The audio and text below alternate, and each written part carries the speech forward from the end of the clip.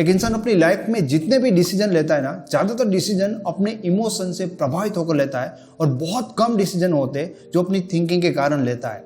इसका मतलब ये है कि आप किसी भी इंसान के इमोशन की पैटर्न को और उनकी थिंकिंग की पैटर्न को जितनी अच्छी तरह से समझ सकते हो ना, आप उस इंसान को उतनी ही अच्छी तरह से कंट्रोल कर सकते हो। जस्ट फॉर एग्जाम्पल, आपने कई बार ये नोटिस किया होगा कि फेसबुक और इंस्टाग्राम पर उन्हीं चीजों की एड आपको ज्यादातर दिखती है जिस चीज में कहीं ना कहीं आप इंटरेस्टेड होते हो या उन चीजों के बारे में आप सोचते हो। तो इसका मतलब ये हुआ कि फेसबुक और इंटरनेट कहीं ना कहीं आपके इमोशन की पैटर्न को और आपकी थिंकिंग की पैटर्न को फॉलो कर रहे हैं, क्योंकि वो आपकी साइकोलॉजी को समझना चाहते हैं कि वो आपको क्या बेच सकते हैं। 90% लोगों के फर्स्ट रिलेशन फेल होते और उनके सेकंड रिलेशनशिप होते वो ज्यादा सक्सेसफुल सिर्फ इसलिए होते हैं क्योंकि वो फर्स्ट रिलेशन में इतनी अच्छी तरह से अपने ऑपोजिट जेंडर की साइकोलॉजी को नहीं समझ पाते। जैसे हमेशा लड़के बात करते हैं कि उनके लिए लड़कियों को समझना बहुत ज्यादा मुश्किल होता है, उसी तरह से एक फीमेल के लिए भी एक मेल साइकोलॉजी को समझना मुश्किल ही होता है। इस वीडियो में मैं आपको कंप्लीटली मेल साइकोलॉजी के बारे में बताऊंगा कि कैसे टाइम के साथ एक मेल का इमोशन और थिंकिंग बदलने लगता है। एक टाइम पर जो आपको बहुत ज्यादा प्यार करने वाला इंसान एक टाइम के बाद आपको अपनी लाइफ से साइड कर देता है। जैसे जैसे आप अपने मेल पार्टनर के इमोशन और उनकी थिंकिंग पैटर्न को समझते जाओगे, आप अपने मेल पार्टनर को उतनी अच्छी तरह से कंट्रोल कर सकते हो। इस वीडियो को देखकर एक लड़के को ये लग सकता है कि भाई ये वीडियो मेल के अगेंस्ट है, लड़कों के अगेंस्ट है कि आप फीमेल्स को मेल साइकोलॉजी के बारे में बता रहे हो। बट आपको ये समझना चाहिए कि आपकी फीमेल पार्टनर जितनी अच्छी तरह से आपको समझ पाएंगे, आपकी थिंकिंग को और आपके इमोशन को, उतनी अच्छी तरह से वो आपके साथ अपने रिलेशन को बैलेंस कर पाएगी। तो इस वीडियो की शुरुआत करते हैं एक रियल रिलेशनशिप केस स्टडी से। एक 35 ईयर की लेडी ने मेरे साथ कॉल अपॉइंटमेंट बुक की और उसने अपने रिलेशन के बारे में डिटेल से मुझे बताया कि जब मेरी एंगेजमेंट हुई थी, जब मेरी शादी भी नहीं हुई थी, जस्ट मेरी एंगेजमेंट हुई थी, उस टाइम पे मेरे हस्बैंड मुझको उतना ज्यादा प्यार करते थे कि एंगेजमेंट के कुछ ही दिनों बाद कि उन्होंने अपने घर के एकदम नजदीक में मुझे घर दिया रेंट पर लेकर और मुझे वहां रहने के लिए कहा, क्योंकि वो मुझे इतना ज्यादा प्यार करते थे कि वो इंसान एक दिन भी मुझे देखे बिना रह नहीं सकता था। अब आप खुद सोचो कि वो इंसान उस टाइम पे कितना दीवाना होगा, वो अपनी वाइफ से कितना प्यार करता होगा कि एक दिन भी अपनी वाइफ को देखे बिना रह नहीं पाता था। एंड उस लेडी के हिसाब से अब उनकी मैरिज लाइफ को 10 साल हो गया है, उन दोनों के बीच में कोई प्रॉब्लम नहीं है। लेकिन अब उनके हस्बैंड सबसे ज्यादा जिस चीज के बारे में सोचते वो है पैसा। वो दोनों एक ही घर में रहते, उनके पास बहुत ज्यादा पैसा है, बहुत ज्यादा बिजनेस है, लेकिन हफ्ते में भी एक बार भी उन दोनों के बीच में अच्छी बात नहीं होती। मतलब कि अब उनको अपनी वाइफ दिखाई नहीं देती, वो बिल्कुल भी अपनी वाइफ में अब इंटरेस्टेड नहीं है, सिर्फ वो पैसों के बारे में सोच रहे हैं। एक मेल साइकोलॉजी को समझने के लिए रिलेशन की ये सबसे बेस्ट केस स्टडी है, क्योंकि इसमें सब कुछ है। एक टाइम पर वही इंसान अपनी वाइफ को सबसे ज्यादा प्रायोरिटी देता था, तब उनके लिए पैसा और दुनिया की तमाम चीजें कुछ नहीं है, लेकिन अब उनकी लाइफ में पैसा इतना ज्यादा इंपॉर्टेंट हो गया है कि अपने रिलेशन और अपनी हेल्थ को वो साइड कर रहा है। तो इन 10 साल में एक मेल के इमोशन और उनकी थिंकिंग पैटर्न इतना ज्यादा चेंज क्यों हुई? इन चीजों को समझने के लिए हमें साइकिल को समझनी होगी, मेल साइकोलॉजी की साइकिल को। और उसमें ना 3 चीजें होती है। सबसे पहली चीज जो होती है वो होती है काम, उसके बाद आती है अर्थ और उसके बाद होती है मोक्ष। काम के बारे में बात करें तो काम क्या है? उस स्टेज पे वो लव और लस्ट के पीछे भागता है, जिसे हम काम कहते हैं। उसके बाद उस स्टेज में ऐसा कुछ होता है कि वो फिर ना अर्थ में आ जाता है, यानी कि पैसों के बारे में सोचने लगता है।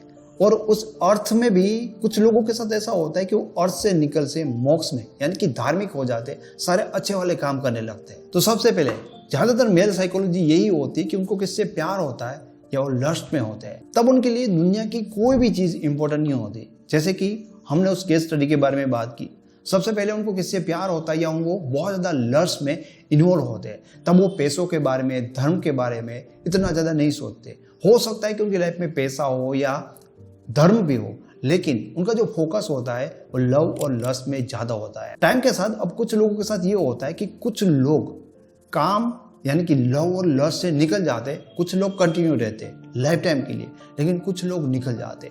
उनके साथ एक इंटरेस्टिंग घटना बनती है, उसके बारे में आपको बाद में बताऊंगा। जो लव और लस्ट में निकल गए ना, वो लोग पहले भी पैसा कमाते थे, अब भी पैसा कमाते हैं, लेकिन उनका जो मेंटल फोकस होता है ना, फिर वो अर्थ में घुस जाएगा। वो सिर्फ पैसा ही कमाएंगे, पैसा ही कमाएंगे। फिर रिलेशनशिप या दूसरी चीजें ना उनको उतनी नहीं दिखेगी, ब्लर हो जाएगी। पैसों पे उनका फोकस बढ़ जाएगा। अब दुनिया में बहुत सारे ऐसे लोग हैं जो लव लस्ट से निकल गए और पैसों में बहुत ज़्यादा फोकस है। अब इनमें भी टाइम के साथ कुछ लोगों के साथ ऐसी घटना बनती है कि वो पैसों से निकल जाते हैं, समझ, वो धर्म की ओर मुड़ जाते हैं। और ज़्यादातर लोग पैसों के पीछे भागते रहते हैं, वो कभी निकल नहीं पाते।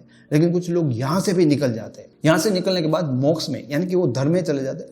फिर सबके लिए अच्छा करना एंड सब भगवान वाली बातें, सब धार्मिक वाली चीज़ें, अच्छे अच्छे काम, वो सब करने लगते हैं। फिर उनके लिए पैसा, लव लस्ट, ये सब कुछ ना ब्लर हो जाता है।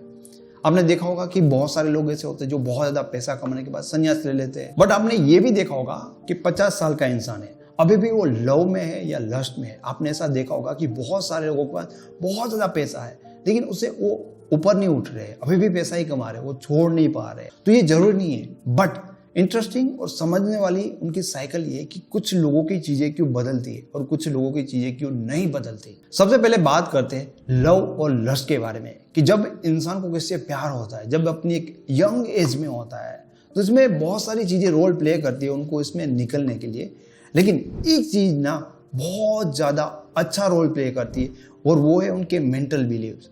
जब किसी भी इंसान की लाइफ में उनको ये बिलीव दिया जाए, उनके भेजे में, उनके दिमाग में बहुत अच्छी तरह से ये बात बैठ गई कि भाई उनकी लाइफ में बहुत ज़्यादा प्यार है, कोई इंसान है जो उनको बहुत ज़्यादा प्यार करता है, उनकी बहुत ज़्यादा केयर करते हैं, यानी कि उनके लव की और लस्ट की जो जितनी बड़ी डिज़ायर होती है ना, मतलब एक इंसान जो एक दिन भी आपके बिना रह नहीं पाते, उस इंसान के मन में भी ये बिलीव बिठा जाए कि कोई आपको बहुत ज़्यादा प्यार करता है, उसके बाद वो इससे उभर सकता है। जस्ट एक मेंटल बिलीव, और वो बिलीव ना बहुत ज़्यादा एक्सपीरियंस के बाद बनता है। मतलब कोई इंसान को बहुत प्यार करता है, उसकी बहुत केयर करता है। और उस लेडी ने मुझे यही बताया था कि भाई मुझे इतना उस इंसान ने प्यार दिया था, तो मैंने तो उसको भगवान ही मान लिया। मैंने पूरी दुनिया को भूल गई, सबको छोड़ दिया, बस उसकी सेवा करने लगी।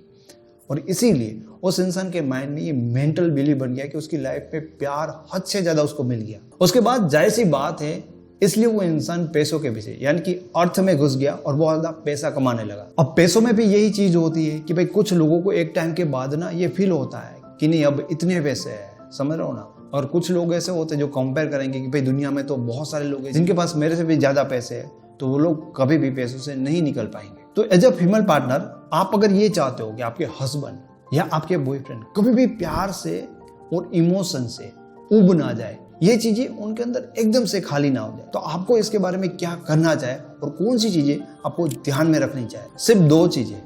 अपने पार्टनर को ना प्यार का जो एक्सपीरियंस होता है वो हद से ज्यादा फील मत कराओ, यानी कि आपके पार्टनर को ये फील हो जाए कि उनकी लाइफ में उन्होंने किसी पार्टनर द्वारा बहुत ही ज्यादा प्यार को एक्सपीरियंस कर लिया है। या दूसरी चीज, अपने आप को 100% सामने वाले इंसान के कंट्रोल में मत दे दो कि वो आपको 100% कंट्रोल कर पाए। जैसे जहां पर उनको वो फीलिंग आ जाए कि 100% उन्होंने आपको जीत लिया है, 100% आपकी लाइफ में वही हो रहा है जो वो चाहते हैं। जब कभी किसी मर्द को ये लगता है कि उसने 100% अपने अपोजिट पार्टनर के ऊपर कंट्रोल कर लिया है, जब उनको ये लगता है कि 100% उसके पार्टनर के ऊपर उसका अधिकार है और 100% उसे किसी का प्यार मिल गया है, उसके बाद प्यार से, इमोशन से, लव से वो उभरने लगता है और उसके बाद उनका मेंटल फोकस सिर्फ पैसों के बारे में और अपना नाम बनाने के बारे में चला जाएगा। फिर कोई बात मैटर नहीं करती कि एक टाइम पे वो इंसान आपको कितना ज्यादा प्यार क्यों ना करता हो। तो ये होती है कि मेल माइंड की पूरी साइकोलॉजी। अगर आपके रिलेशनशिप में ज्यादा प्रॉब्लम है, पर्सनली हमारे साथ आप बात करना चाहते हो या रिलेशनशिप के ऊपर लिखी हुई मेरी ई बुक को डाउनलोड करना चाहते हो, तो उनके लिंक आपके इस वीडियो के डिस्क्रिप्शन बॉक्स में मिल जाएंगे। आपको ये वीडियो अच्छा लगा है तो इसे लाइक करें, कमेंट करें और चैनल को सब्सक्राइब करें। Thank you so much.